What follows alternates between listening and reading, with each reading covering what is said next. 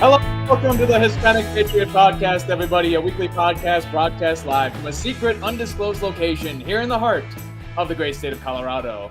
Here we speak the truth, the whole truth, and nothing but the truth, so help us God. My name is Nicholas Razzo, and without further ado, I present to you all our fearless patron, Hugo Chavez. Ray, give it up for the Hispanic Patriots. All right, everyone. Exciting day here in Colorado and around the world as we have breaking news tonight. Habemos papam. Habemos papam. We have a pope.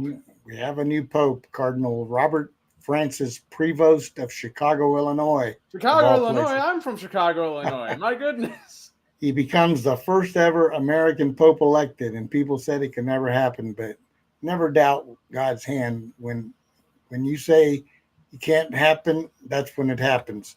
Yeah, so we're going to open up with we're going to open up with a brief introduction, and we have a guest coming on. So here we go with the Pope news.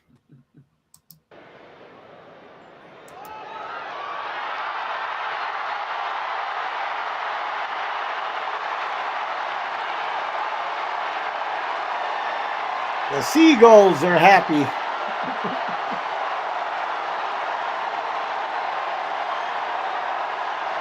Look at that joy.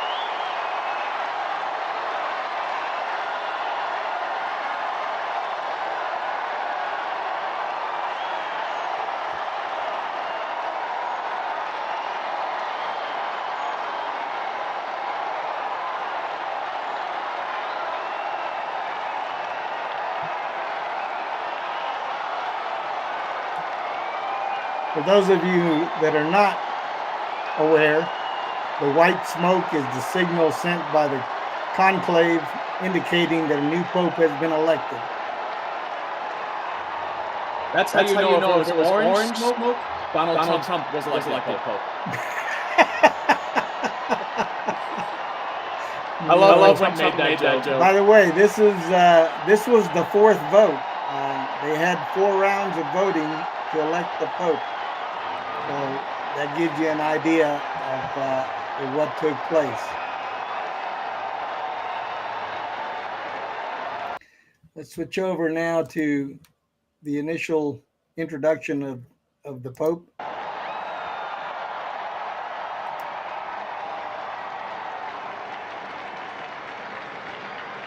And this is Pope Leo the 14th is the name of the new pope. The last Leo, a staunch anti-communist. Yes, he was. And those are the traditional vestments. Francis did not wear those last time. Yep.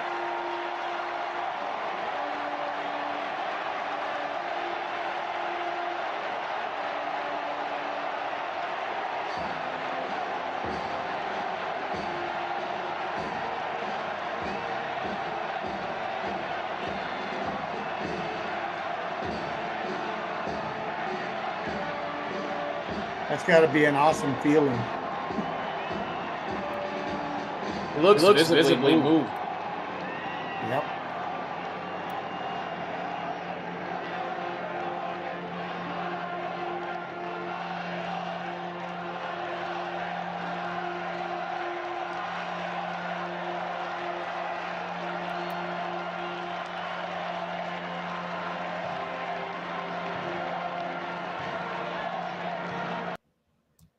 All right, we'll have more on the Pope coming up in up shows. We have a special guest tonight. We're going to continue. Special guest. We're going to continue with our interview segment of the gubernatorial candidates that we've been interviewing. We've had Greg Lopez, we've had Mark Baisley, and tonight we have Mr. Scott Bottoms, a pastor from Colorado Springs, of all places. Our neck of the woods. Your neck of the woods.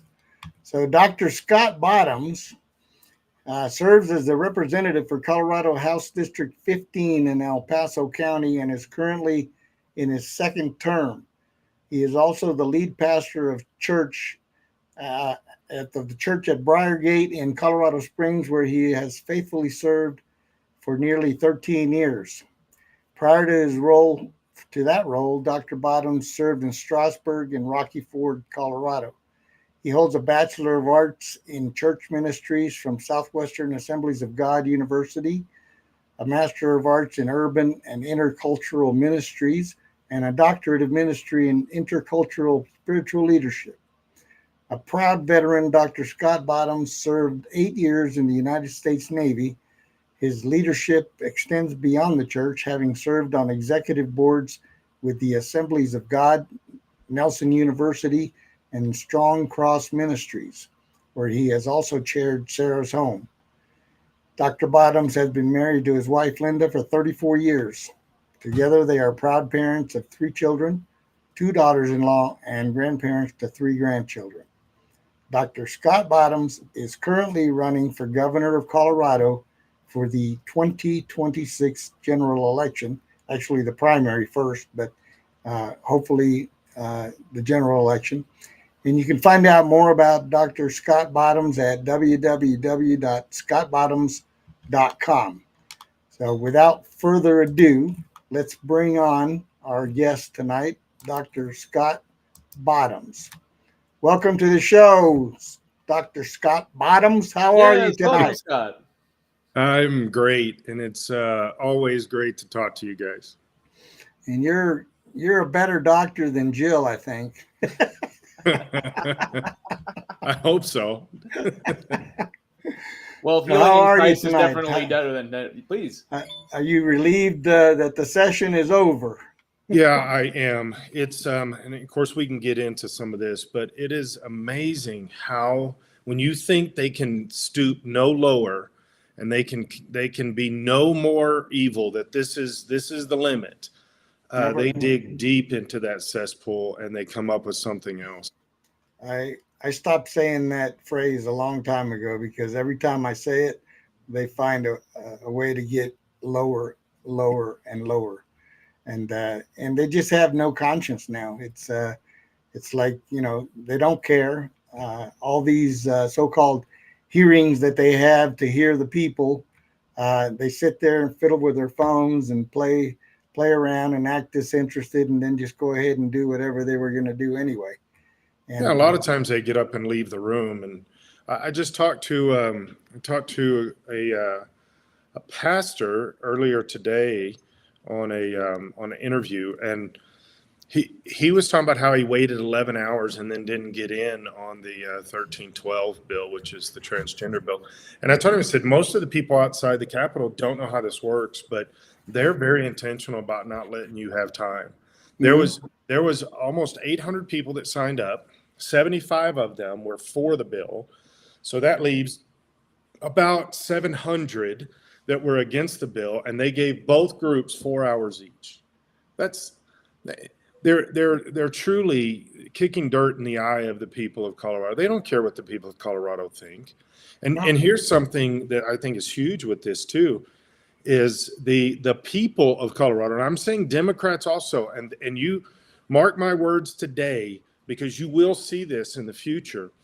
The Democrats, the average Democrat in Colorado is done with this.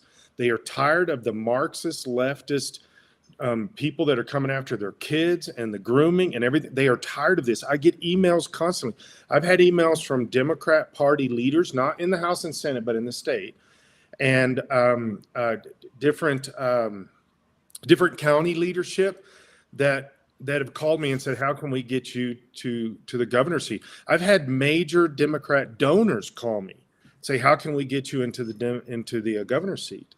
The Democrats are not being represented by those leftists in the House. No, I have Democrat friends that feel the same way. They've gone to such an extreme now that they've basically abandoned the average Democrat. So the only ones that are left supporting those despots are hard left, radical, and anti-freedom, anti-liberty individuals who have hijacked basically our state legislature, and we have a weak-kneed governor who has no conscience when it comes to standing up and doing what he said he was going to do, because he claims to be a so-called libertarian, but I guarantee I think we can all agree those credentials were shredded and then burned and then danced on just recently with what Scott Bottoms here has been probably experiencing, and we'll be very interested to hear about that, sir, because you have very direct experience with this sort of, let's call it what it is, this evil invading our state. Yep. Yes. So here at the Hispanic Patriot Podcast, we fight for faith, family, and freedom, and we, we're honored to have you as our special guest tonight. And you're a candidate running to be the next governor of our great state. And we want to dive right into the issues that matter most to our community, the Hispanic community. So let's start off with your personal story and core values. Give us a little bit about your story, what inspired you to run for governor, and how have your life experiences shaped your view of leadership and service? Yeah, that's a great question, because it actually defines everything, right? This idea of where you come from. I grew up in the church, and I really saw this ministry thing very young. I feel like I was called to ministry at 8 years old, and so that was defining a lot of things for me. I had no plans, no idea whatsoever that I was going to be in politics. I don't really like politics or politicians. And there's a mindset in the church. I've been a pastor now for since I was 20, so 35 years. And it was never on my horizon. And I just really began to pray about it. I had a couple of representatives that called me and said, well, one of them specifically said, because I kept saying, no, I'm not going to do this. And she finally pinned me down and said, well, you promised me that you will just pray about it. And I thought, I don't know, that sounds like a trap. And so turned out, look here. And so I really kind of tenderly stepped into this. I've always been a strong voice in moral direction, and that involves political arena. And so I've always spoke in the political context. Some people thought that this was kind of the beginning for me. This wasn't, but I think for others it was. Is when COVID hit, I did not close our church's doors, not one day. We already had a video online presence. We already had all this. And so we never closed our doors. We never masked. We never distanced, all that kind of stuff. I can't imagine telling grown adults, you can't come to church, or grown adults, you got to put a mask on, or you got to sit 6 feet from everybody. I'm not their parent. I'm their pastor. I'm going to guide them in scripture. I'm going to show them things, but I can't make people do things. And so that kind of opened the door for some people to process me. And then after serving 2 years as a representative, and as we mentioned earlier, just the base evil that comes out of that building. They have I think that they've been thinking this stuff for a long time. And this last 2 or 3 years, they just threw the gloves off and said, we don't care if the public knows. We're coming for your children. We're coming for your guns. We're coming for your freedoms. We're coming for your parental rights. We've already destroyed most of the economy in Colorado. And now we're going to take your property away. There's many bills that limit or take your property away. And Governor Polis has said 3 years in a row now that we do not need to own private property. There's no reason to. Just let the government own it. And people are not paying attention to this. Well, last fall, I really began to pray about this governor thing, and I'm thinking, who am I to think I could be the governor? This doesn't make sense. Then the more I prayed about it, I really felt like God pushed me into this. And I know now, again, after serving this last session where it even got worse, but then also traveling all over the state. I've spent 2 years going from any meeting I could get with pastors and church leaders saying, please wake up. Guys, I believe there's two major things that are going to happen. And one is the Hispanic community, and the next is the church. We are going to change Colorado. If the church and the Hispanic community will wake up, Colorado's a red state. I know this. Amen to that. I pastored down in Rocky Ford, as you mentioned, and my church was about 60-70% Hispanic. It was like 20 people when I got there. When I left, it was about 200, and it was almost all Hispanic. And I also lived in El Paso for about 7 years when I was a kid. And here's the thing that I had always known: it's obvious to anybody that is directly connected and involved in the Hispanic community that the direction our state is going right now is not the Hispanic community. They care deeply for family and for children.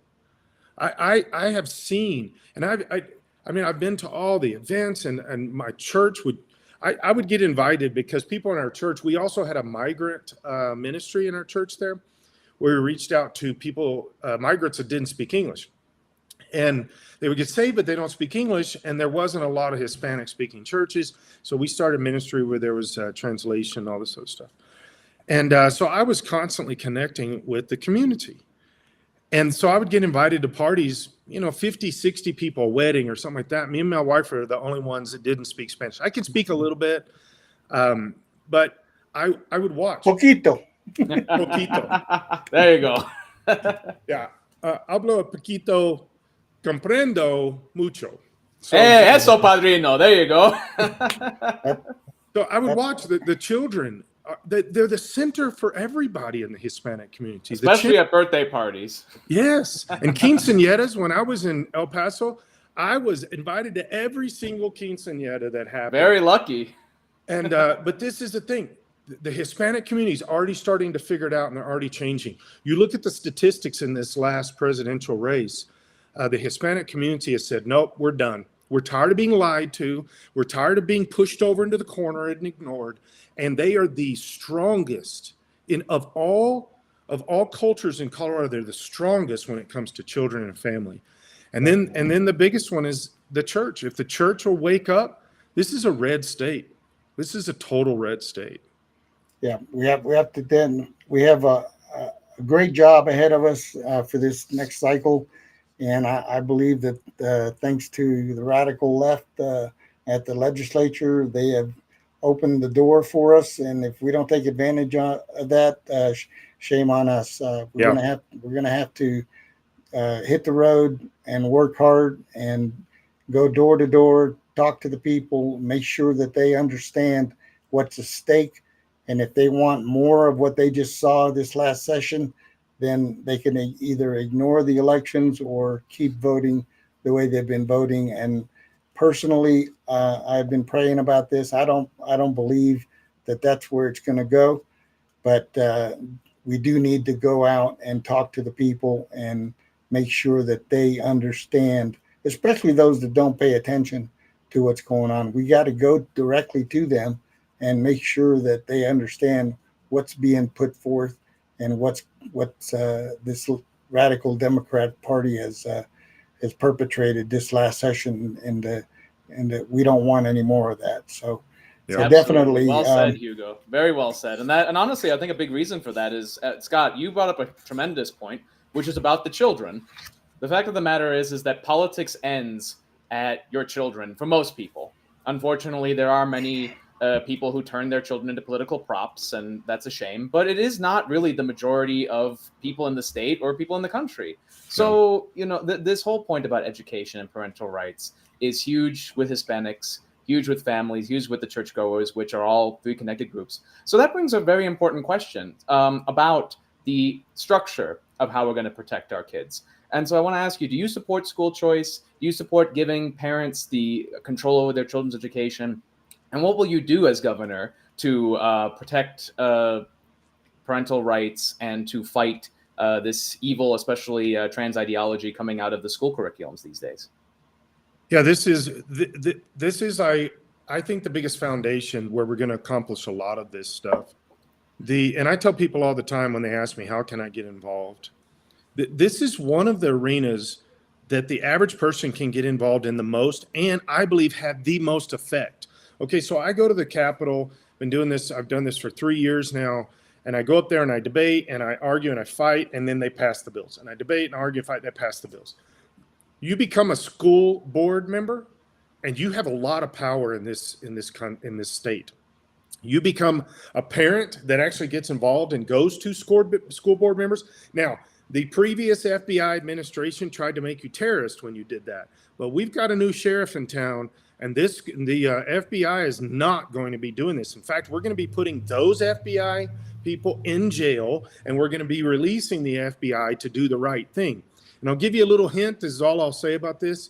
You watch last week of this month, first week of June, you watch and see what happens when it comes to Colorado, the FBI, and Attorney General Bondi, and see what happens in this state. We're about to kick rear and take names, and some people are about to start going to jail. Now, to the school thing, I'm strongly school choice. Interesting, both my parents were educators. My mother was a teacher, then a principal. My dad was superintendent all my life. And God bless. And I came up in the system. I know how the school district works. I know how the school unions work. That's a big one. You know, school unions are the biggest union in the United States. Yep. And this is what my mother, we moved her here about 5 years ago. She passed away about 6 months after she got here. My father's still alive. He has dementia and all this. But a few years ago, I was talking with my dad about this. And right before, I mean, literally like a couple months before my mother passed away. And this was before I got totally into the political thing. I talked to him about the schools nowadays, what's happened. And they knew enough and understood enough that they realized this is not the schools that they were administrating and stuff in the 70s and the 80s and into the 90s. This is not the same thing. This has changed quite drastically. My wife and I talked when my children were born. My children are all grown. My youngest is 26. We talked about when our kids were coming along, do we what school do we send them to? Do we homeschool, that kind of thing? And we were scared that homeschooling was not good for us, just because it just maybe not been good for us. But I tell you, if we had kids right now in school, we would homeschool them or put them in some kind of a charter school or something like that. And it would have to be a Christian-based charter school. It is bizarre. I have teachers in my church. I have school counselors in my church. And we talk about this all the time, that their freedoms have been taken away. And the 1039, the bill that came through last year that said that teachers cannot tell the parents. They will be fired if they tell the parents that the child is talking about transitioning. Guys, this is Marxism. This is flat out Marxism. Plain and simple. This isn't a couple bad teachers. This is Marxism. And so I believe strongly in school choice, charter schools, private school, all that stuff. But here's one of the things. I do believe that the funding needs to follow the kids. But here's the caveat, and this is vitally important, and this needs to be changed at the legislative level. And when I become governor, I will work hard to change this, okay? And that is, if the funding follows the child, the state must have no say over anything, nothing. Because right now, it says when the funding goes, the state now has control in those situations. Yeah. And so well, there's an interesting... interesting on that topic. There's an interesting case right now. I don't know if you've been following it in the Supreme Court for the charter school in Oklahoma. Right. That is applied. It's a Christian charter school, and the state is opposing admitting it as a quote charter school because it is a faith-based school. So that case is going to be, I think, set the tone for whatever goes forth. I was listening to it a little bit the other day. Don't know how it's going to go, but based on some of the questions, it seems to me like the justices are leaning towards the school. Yeah.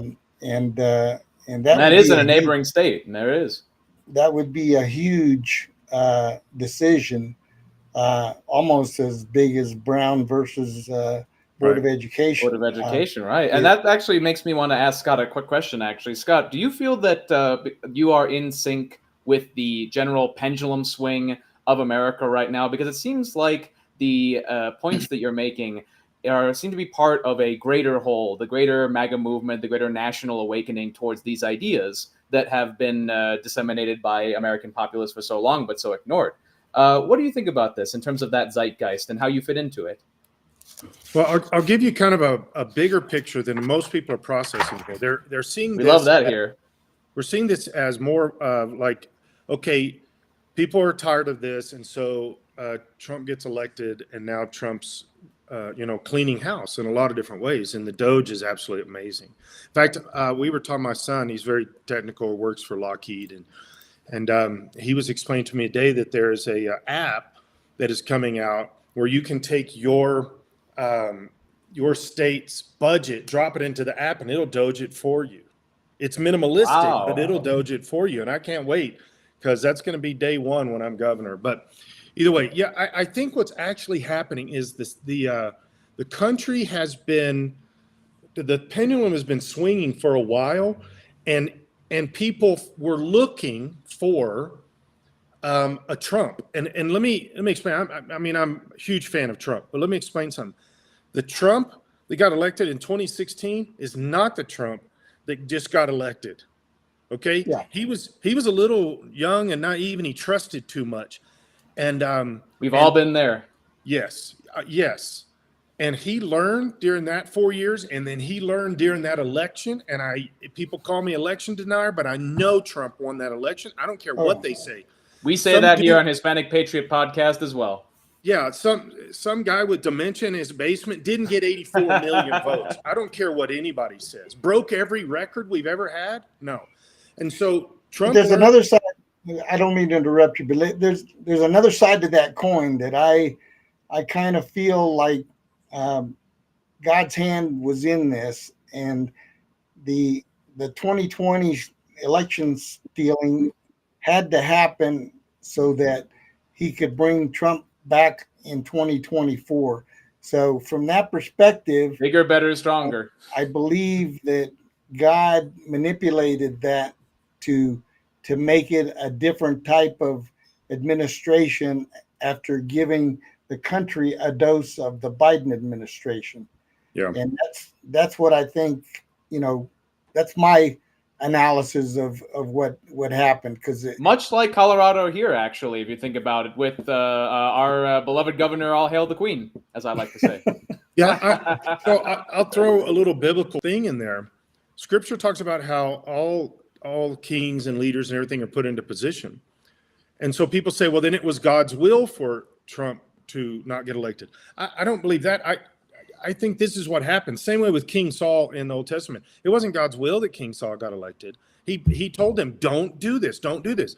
I believe when people like that, when the country are moving forward in a direction and they are crying out, this is what we want, God says, okay, I'll give you what you want. Same thing he did with King Saul. And he gave us Biden to show the country, you have no clue what you're saying. And then in the process, he teaches, develops, and trains, and I believe pulled Trump spiritually toward him in a huge, profound way. And Trump that we now have as president, that's a new guy. He's got some scars and some calluses. Quite literally. And then you go to the divine intervention on the assassination attempts. You have to believe in that, because there's no way that he should be standing today. And hands down. So that's where I believe the country has, at least the Christian nation has been paying attention.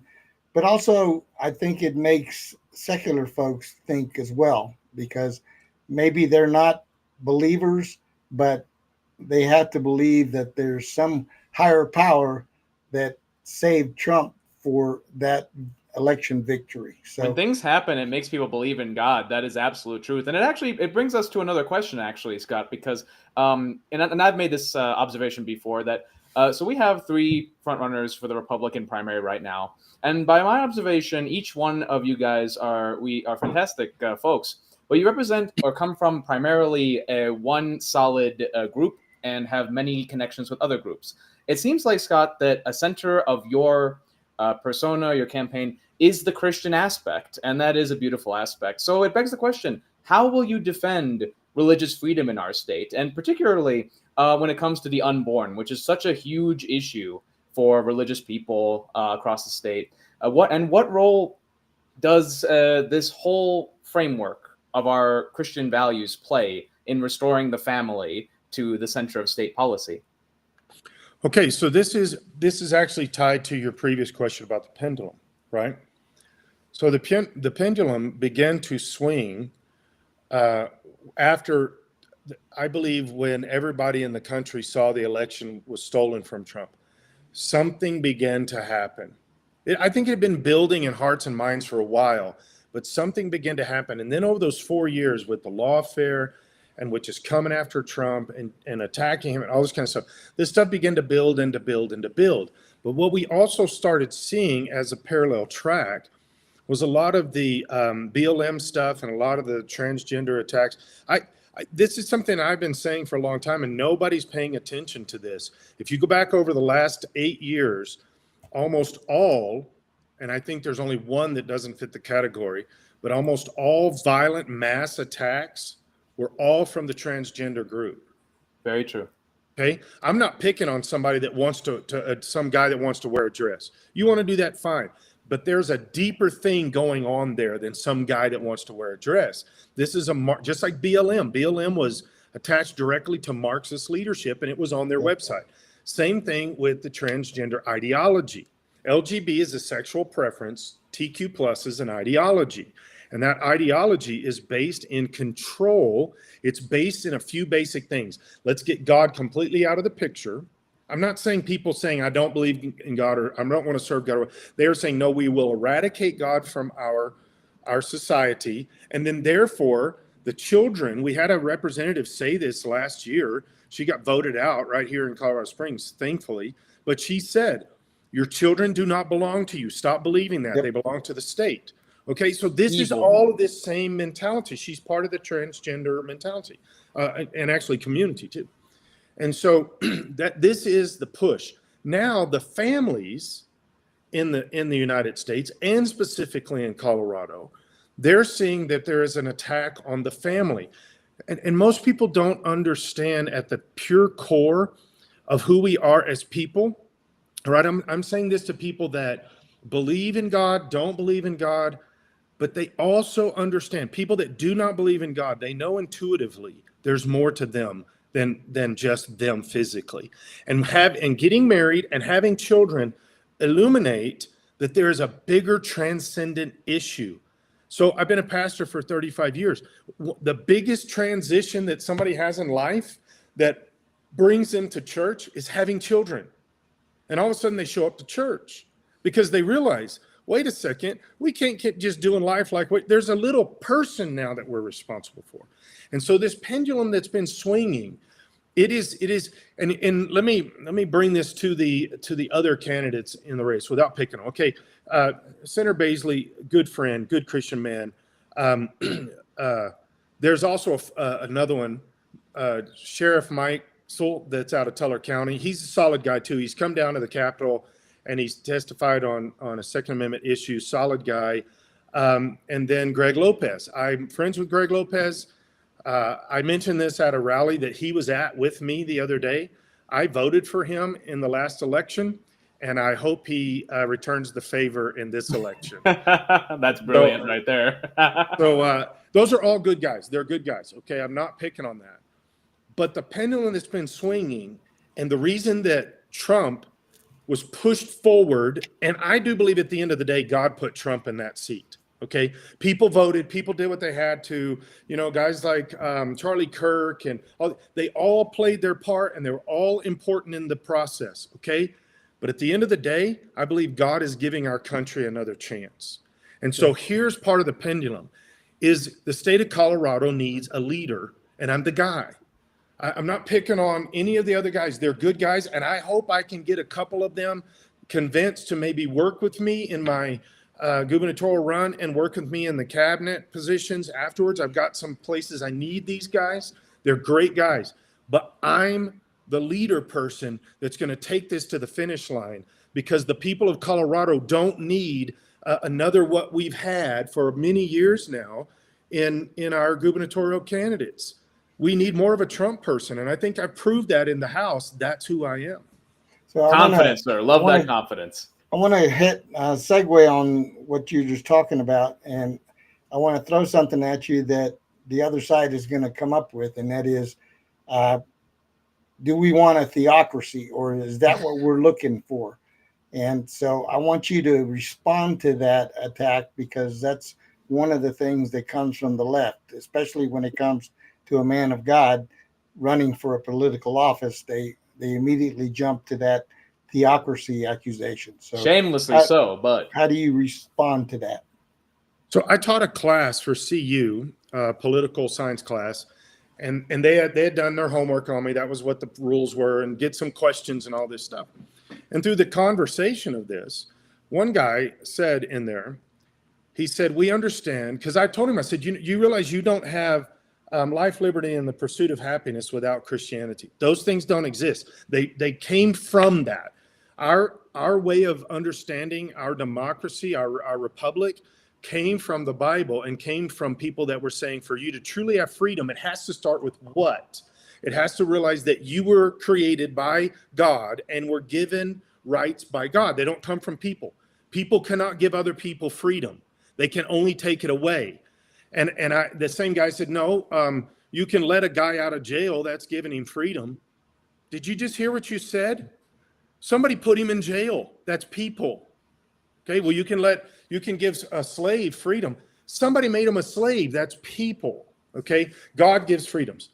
So here's the foundation. They said, well, yeah, now that we've got all that stuff, why don't we just embrace all the other religions? I'm like, embrace any religion you want. That is what America is built upon. You can't do that in most other countries. Go to, all these trans groups that have been saying, we support Palestine and trans for Palestine. Oh, they don't want to go there. Just move there. Just move to Palestine and see how well those signs hold. Yeah, go to Iran and proclaim your gender and your ideology. I've Very quick move at that point. I've been in countries all over the world, traveled all over the world, many, many, many different countries, and many communist countries, many Muslim countries. There's no freedoms there. And so here's what I try to explain to people. To build a theocracy, the idea of that is silly to process. I've been a pastor for 35 years. I can't get anybody to do anything. I can't make anybody in my church do anything. That's why I preach week after week after week, after year after year after year about the same subjects.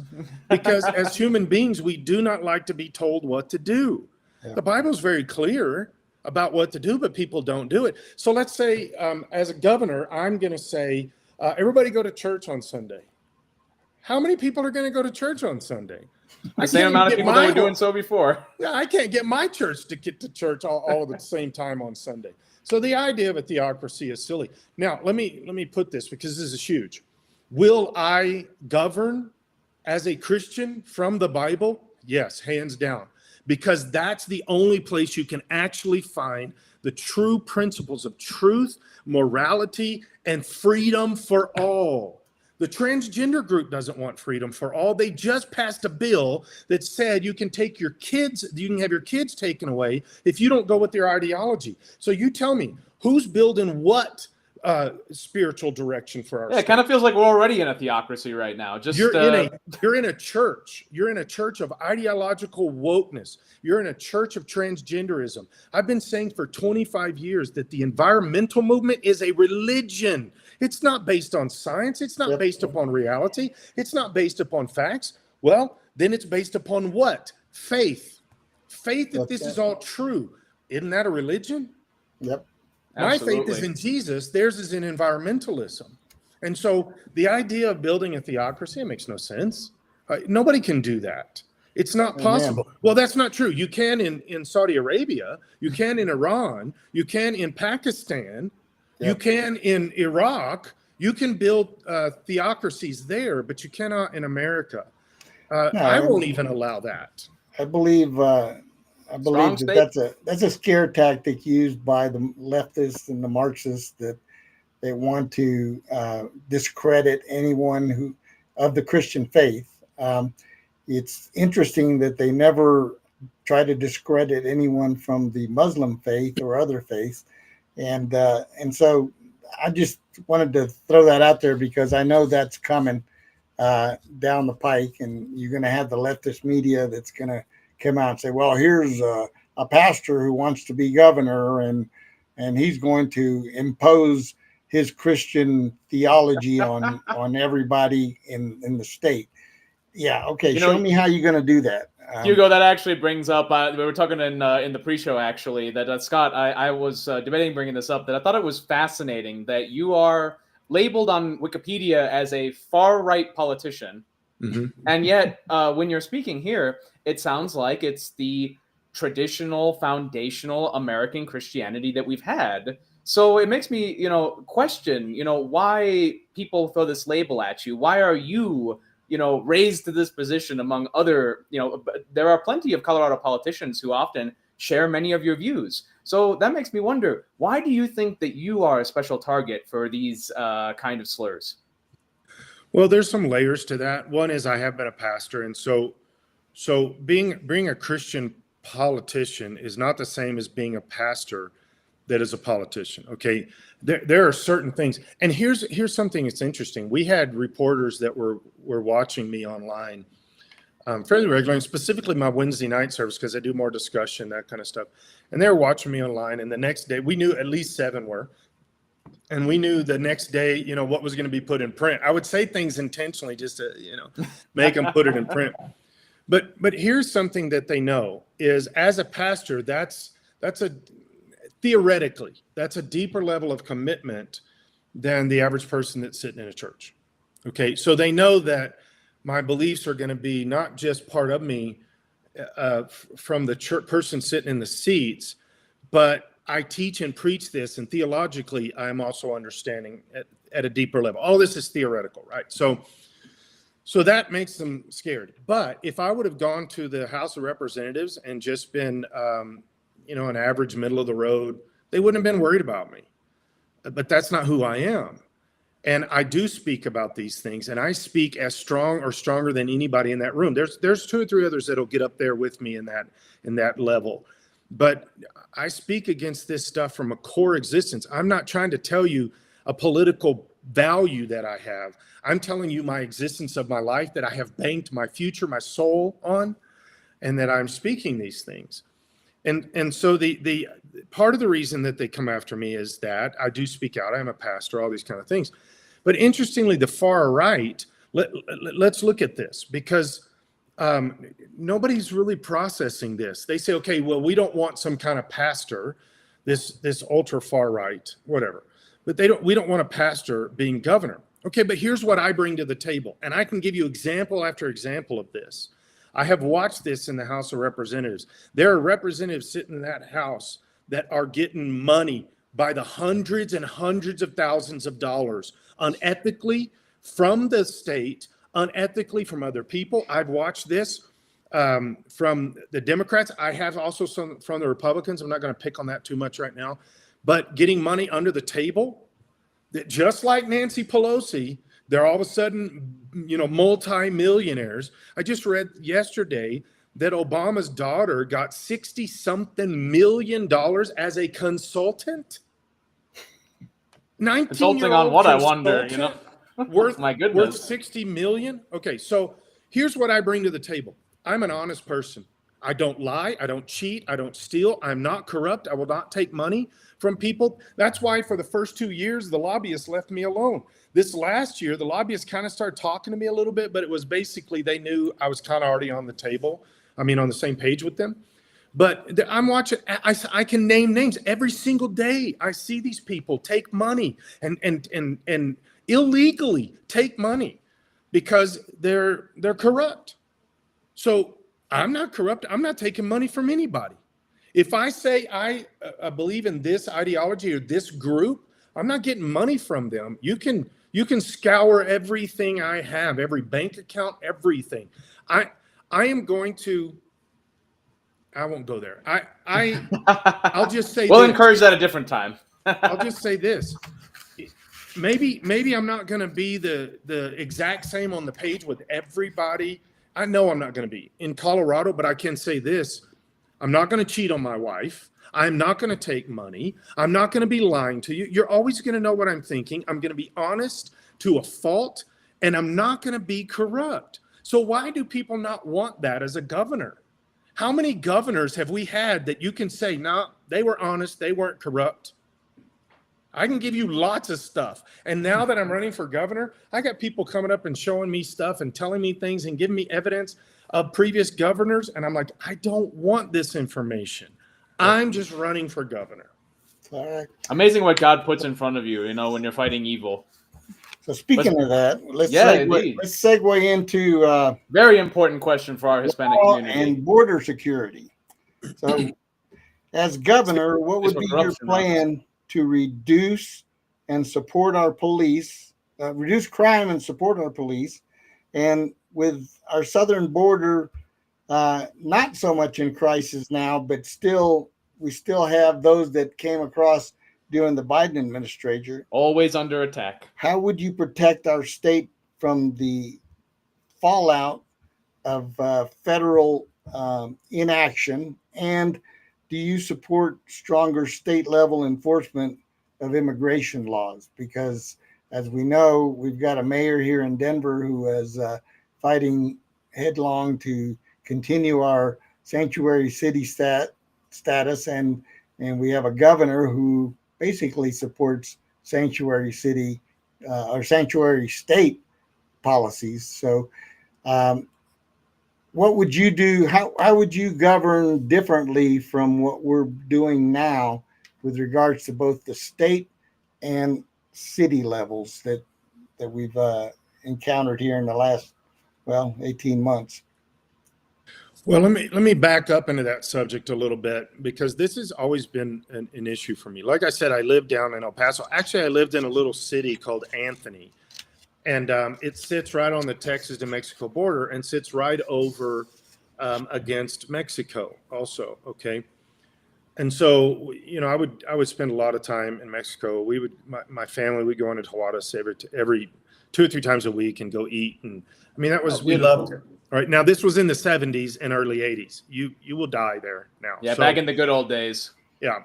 So here's the thing. I have always been interacted with immigrants coming across the border, legally and illegally. I've always done this. Like I said, when I was down in Rocky Ford, and it didn't start here, I did this before this, but I helped a lot of workers get migrant worker status. I help them get green cards and help them become citizens. I've done that with a lot of people. I move up to Strasburg, and people don't realize this, but when you're going east on the plains out in Strasburg, when you're going east from Denver, Strasburg just sits right outside of Denver. Mm-hmm. There are a lot of the farms and farmers out there, they hire illegals, but they are from South Africa. A lot of South African people out of there, and I had quite a few that were coming to our church, and they're illegal, and they don't know how to do the process. They know they want to come to America, and there are people in this category. They want to come to America, they don't know how to do the process, and so they sneak into the country. It is still illegal, and so I would help them best I could. I have spent so many hours down at ICE there in Aurora, many hours helping people that they're in my church, they get arrested, right? Or I take them, I call ICE up and say, I'm bringing somebody, let's go through and if you will do that, they won't just put them in jail. They'll work with you, they'll help you, okay? So I've done this for years. So I believe strongly in our country having immigrants, I believe that. But you realize that we have over 1 million immigrants that become citizens every single year. That gets lost in the discussion. I don't like the idea that people are breaking the law.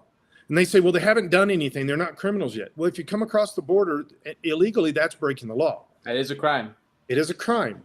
Now, here's what we can do. And by the way, I've also had people work for me in the church. It's easier to do this in the church than a regular business. I've had people work for me in the church, and then they got naturalized. And we've had that happen a handful of times over the years. And so I believe that we can help people, and I do think we need to change some of the regulations and the laws and how they do this. But until they do, this is still breaking the law. And so there's a couple basic things. You guys may know this, you may not, but in 21 is the first year we did this, but we made it stronger. year before last and stronger last year, is it is illegal. It is literally against the law for a police officer. They can arrest a murderer. They can watch the guy murder somebody. They arrest him, find out he doesn't have papers. He's not documented. He's here illegally, and they have to let him go. And on top of that, they cannot call ICE. So they have to let this guy go. And if ICE shows up, they're going to core all their phone calls and everything to figure out how did that ICE guy know that this Venezuelan drug cartel member just got out of jail. Okay. So that's the first thing that's got to be addressed is we've got to take the stupid laws that are putting people in great risk. Here's the thing. I've said this over and over, and Trump's looking at this right now, but if Trump cannot get this done, this will be day one, as when I'm governor. Day one is we can clean out that cartel in Aurora in 30 minutes.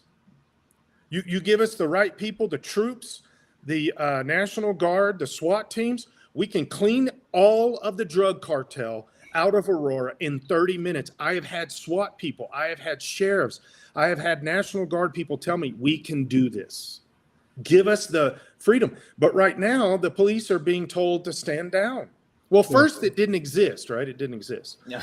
And so, and by the way, that 100 people nightclub arrest of illegal immigrants, that was the Venezuelan drug cartel coming to Colorado Springs and having a middle of the night meeting to set up another Venezuelan outpost. And we didn't let that happen here. We did not let that happen. And they went after the sheriffs. I sent an email to Sheriff Rollball saying, you guys did amazing. Do not let these crazies and do not let the media attack you. You guys did awesome in that. They weren't just rounding up all these innocent people and doing all this. Those are all lies. Yep. So the first thing is we've got to figure out on the legislative side, we've got to take some of these barriers off. And we've tried to do this, and we're going to try again this next year. Take the barriers off. Let sheriff, police, and all the officers and all the municipalities talk with ICE. Just pick up the phone and say, hey, we've got a mass murderer here. He came straight from the apartment complex. He's in jail. We saw him kill somebody. Come and pick him up. That's the first thing is with the laws. Okay, the second thing is to empower the police, to empower the ICE. That's going to be what I do as governor. I'll put on a vest and go with them and say, let's do this. We've got to empower them. And then we also have to, and here's the big thing, is people are worried about this mass deportation. We can start with just known criminals in the United States, and there are hundreds. That's what they're doing. That is the priority right now. Is they are prioritizing known criminals and people who have come here from some of these cartels and the establishment. I read an article the other day about Maduro actually having implemented a plan with this Trinidad gang to basically infiltrate the United States and subvert from inside. And as if we didn't have enough groups trying to do that to us. And they're also trying to set up assassination teams to go out and assassinate politicians and leaders and up to even President Trump. So, we all know the laws. We all know world events. If a foreign leader perpetrates an assassination of another foreign leader, that's an act of war. Very much so. Yeah. And should, God forbid, they be successful in trying to assassinate our president, there will be no bars hold on what happens to that country. Yeah, absolutely. You think Trump's just going to sit down and go, well, you missed? No, absolutely not. So there's more to this that I think the people of Colorado are not paying attention to. I put out a couple videos, little quick ones about this over the last couple of weeks. Those 180,000 rounds of ammunition that were coming from Utah to Pueblo, did you guys hear about that? About 3 weeks ago, the police stopped a van, 180,000 rounds, and I think they were 308, 762. They came from Mexico up to Utah, then across to Pueblo. the cartel is arming up in our state, and our state's not the only state that this is happening, but the DEA has said that the national United States headquarters for the Trinidad Agua is in Aurora. That's the national headquarters. And they're our own backyard. This van was one of obviously many that are bringing guns and ammunition. Now, why would Mexico be sending hundreds of thousands, of almost 200,000 in one van to Pueblo? They are arming up, and at the same time, they're taking our rights away to own guns in the state capitol. And here's what the representative said. We just passed a bill this last week that gave $500 million to illegal immigrants. $500 million. And our state had to cut $1.5 billion, and we're sending $500 million to illegal immigrants, and we cut things that have to do with cancer, that have to do with diabetes. Oh, you can go down a huge list. We cut, and we also added to this cosmetic surgery for transgender illegals. What a necessary expense. Yes, so that we can prop up transgender illegals. Guys, this makes no sense, and the people of Colorado better wake up. You better go down to a gun store and buy you a gun to defend yourself, because the war is coming. And this is we know, like you admit, like you said, we have leaders from other countries that are admitting they're sending soldiers in to our country to attack people and to assassinate people. And we're just like, no, they're probably overall, they're just all good people. Being the soft liberals as we've been here and everything like that. And Scott, it really sounds like that you are prepared to be that general to fight back against this invasion. We already have the plans. There you go. And so that does bring me to an important question, that all military is ultimately based on economic power. We in the United States have won 2 world wars, 3 world wars, if you want to count the Cold War, and I'd like to.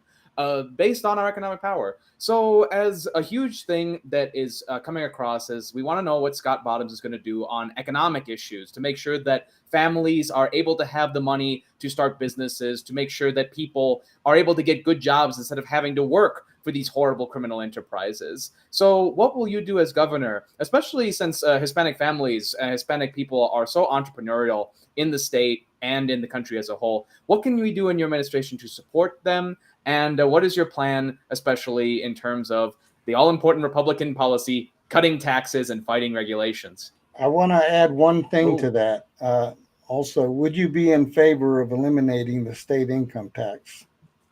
Okay, so I don't know if you guys know my history on this, but I tried to lower the state income tax 2 years in a row, because Governor Polis came out in his state of the state my first year in the House, and he said, I want to lower income tax, maybe get it down to 0. We can't do that immediately, but we're going to try. I heard that, yeah. And so I ran a bill. Okay, let's cut state income tax by 1.5%. 1.5%.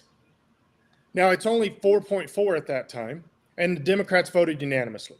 So last year, I came back again, and I said, let's lower it 0.4%, down to 4% even. We're really reaching for you, Dems. And they voted it down unanimously. And then they came up with this fake bill after HH, and they did this stuff where we came into special session. And then they ran a bill. They did this fake little thing where they lowered it almost like 0.01 something percent over a time frame. It's going to come back. It was a big joke. And they said, we lowered income tax. You big liars. They didn't. The governor kept saying, we want to lower income tax. He does not want to lower income tax. When I sit in that governor's seat, I'll take it to 0 day one, no income tax. There you guys listen right there. I tried to do this, and the Democrats, they say one thing publicly, and then they vote unanimously against lowering the income tax. And I'll tell you some other things to go along with the income tax, okay? Right now, we've got a weird thing because with Prop HH, income tax, Tabor, all these different things, and mill levies and all that, there was a formula, all these different things that happened, and they mixed a bunch of stuff, made it so that used to have to do when you had property tax go up, mill levy had to come down. There's a formula for that. If property tax come down, mill levy can come up, or if mill levy comes up, property tax has to come down. Well, they've done away with all of that now, and so now you can have property tax raised to the roof. Now, here's the Gallagher Amendment thing Yes. was a total boondoggle. That was people got fooled so badly on that, and I was screaming at the people and talking about that, and they no, this is a good thing. No, everything that was predicted bad from that happened, and worse. Too late. Yep. Well, and here's the thing that people don't realize: the Democrats always play in the long game. The Republicans don't do this as well. They know we're going to run this bill this year. 2 years later, we're going to run this bill. This was the whole gun bill that they ran 3 years ago. They ran it from the House. It didn't get any traction. Polis pushed against it. Yep. Ran it from the House again last year, but changed some of the people on the committee. It got traction, got to the floor, went to the Senate. Senate killed it. When it started in the Senate this year, I knew it's going all the way through because that's the way they play the game. Yep. Polis did all that on purpose so he could sign the worst gun bill ever in history. Now, come back to the finances. Here's some things. The federal government is already saying, and many corporations are already saying, we've got to get away from the DEI. The DEI hiring is costing us literally hundreds of millions of dollars, billions of dollars in our country. Go woke, go broke. That's exactly it. And so a lot of these major corporations are saying, no, we're not going to do this anymore. It all looked good on paper, but it doesn't make sense. Here's the simplest example. United Airlines was one of the strongest that pushed with the DEI hiring, right?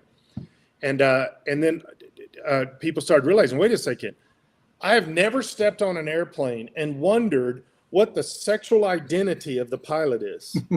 I've never wondered his religion. I've never wondered whether he wants to be something different gender-wise. I've never asked those questions. But I do want to know one thing. Can he fly a plane? Yeah. If he can fly a plane, let's go, bro. But if I'm more worried about whether or not he's identifying as a furry or something, that's causing me concern because did you get hired for that? DEI is hiring people for If I see a tail out that cockpit, I'm flying right off this airplane. Right. I want to know one thing, and maybe we should post this on the door of the cockpit. His pilot license and how good he did, like a grade or something on there. Yeah. That I want to know. Right. And so a lot you get some liberals trying to put some they thems on it or something, or the pronouns on that. I tell you, if they got she, her, them, they, whatever, I might get off the plane because I don't care. If you make it an issue, now I'm concerned. Especially if identify as a helicopter. Identifying as a helicopter when you're a pilot, that doesn't make sense. Right. If it's never an issue, then I don't care if you're a she, her, them, they, or what. I don't care. Fly the plane. Absolutely. Okay. Like run the state. So here it comes to the finances. We can cut taxes like crazy in the state of Colorado. We can take $500 million for illegal immigrants. We can cut some of that stuff. We can do this. Doge will help us to get there. We've got a lot of things that we can do right now today. In fact, I keep saying this to people online situations like this. If you take the average 20, just find 20 people sitting in a coffee shop and you say, what can we do to help the economy of Colorado? Almost everybody in that place knows at least one or two things that we can do. But the legislators at the state house, the representatives, the senators, they don't know what to do. The governor doesn't know what to do. But the people sitting at over coffee, they know what to do. Simple things. Cut some taxes, go through the budget. I'm going to present a budget. We're already working on this. My team's already working on this. We're going to present a budget that from the beginning cuts billions of dollars. Yep. That's all you have to do. Say, we're not spending money on this stuff. Well, we can't afford. We got it. No, you can't afford. But they're putting money. I could spend all day telling you the stupid places that we put hundreds of millions of dollars, tens of millions of dollars. And at the same time, we're not giving teachers a raise. We can talk all day long, but teachers don't get raises. Administrators, we hire more of them and they get raises, but teachers don't. The people doing the real work aren't getting the money. And it seems like a big part of your pitch, Scott, is what we like to say, action and energy. Yes. And we would love to have you come back on the show more often, bring that energy, because I do believe, Hugo, we are coming out of time. Yeah, we are up against the clock, but we are going to have you back. We'd love to have you as, back, Scott. as the other candidates. It's a long campaign, and we want to follow your campaign and see how it's going as we grow. And the other thing that we are planning on is some forums and town halls. So stay tuned for that. We'll be in touch for that. But we'll give you a quick exit statement, and then we got to cut it short because we're up against the clock for sure. So what would you like to leave the audience with? I do want to give you my governor website. It's scottbottoms.com. And on X, Facebook, and Instagram, it's Scott Bottoms CO. All three are the same. Go to my website. Check out what's going on. See what my videos are saying. See what I've said.